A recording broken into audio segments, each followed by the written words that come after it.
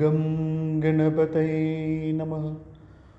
ഓം some Saraswati നമഃ. നമസ്കാരം പ്രിയരെ, ലളിതം സഹസ്രകത്തിലേക്ക് സ്നേഹപൂർവ്വം സ്വാഗതം. ശ്രീമദ് ഭഗവത്ഗീതയിലെ 2-ാം അധ്യായത്തിലെ 68-ാമത്തെ ശ്ലോകത്തോടുകൂടി നമുക്ക് തുടങ്ങാം.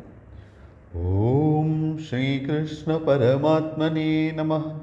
അഥ ശ്രീമദ് ഭഗവത്ഗീതായാ സാഖ്യയോഗോ നാമ്നേ ദ്വിതീയോധ്യായേ അഷ്ടഷഷ്ടിശ്ലോകഃ.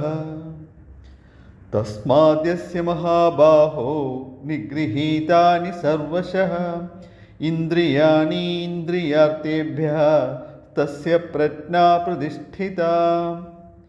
അതുകൊണ്ട് അല്ലയോ അർജുന, ഏതൊരുവൻ്റെ ഇന്ദ്രിയങ്ങളാണോ എല്ലാ വിഷയങ്ങളിൽ നിന്നും അശേഷം പിൻവലിക്കപ്പെട്ടിരിക്കുന്നത്, അവൻ്റെ പ്രജ്ഞ മാത്രമാണ് പ്രതിഷ്ഠിതമായിരിക്കുന്നത്.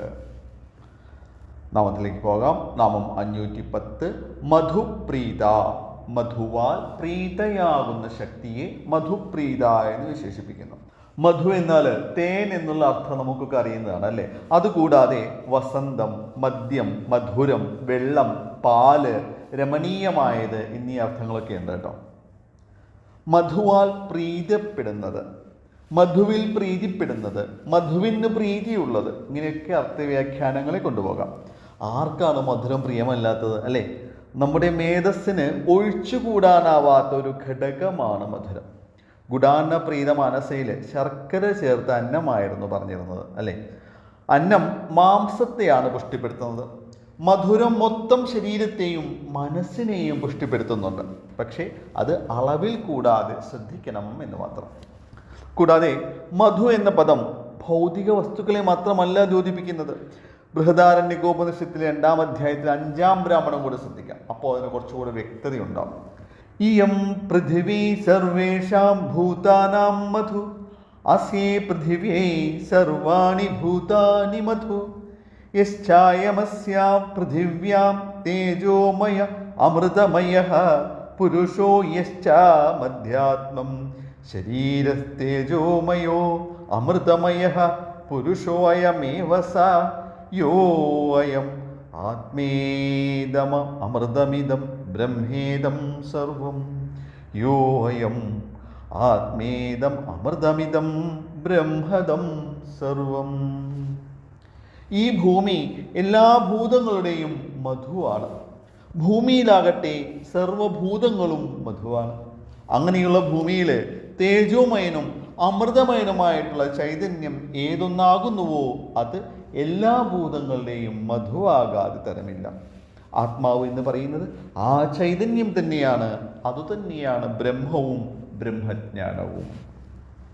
ഒരു മധുരം നമ്മളെ എങ്ങോട്ടൊക്കെയാണ് കൊണ്ടുപോയതല്ലേ. സർവ ആത്മാക്കളിലും പ്രിയമുള്ള അവയുടെ സന്തോഷത്തിൽ പ്രിയമാകുന്ന ശക്തിയാണ് ഇതിലൂടെ വിശദീകരിക്കപ്പെടുന്നത്. അതുതന്നെയാണ് തേനിൽ പ്രീതിപ്പെടുന്ന പ്രഭാവം. തേൻ എന്നാൽ സത്താണ് എന്ന് മനസ്സിലാക്കണം.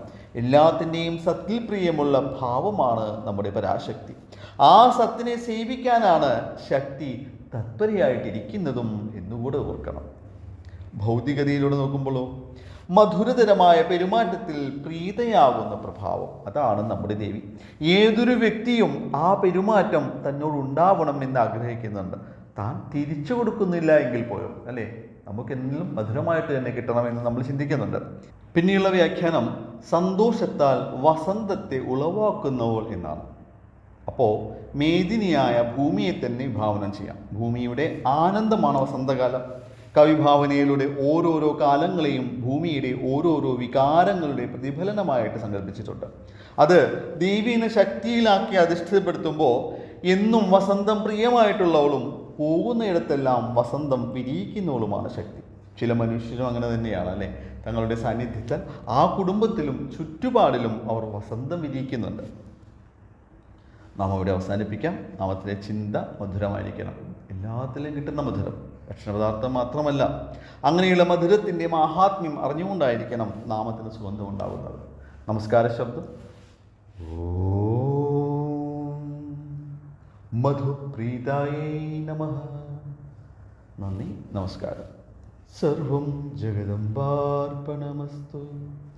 അന്യഥാ ശരണം നാസ്തി ത്വമേവ ശരണം മമ തസ്മാത് കാരുണ്യഭാവേന രക്ഷ രക്ഷ മഹേശ്വരി. ഓം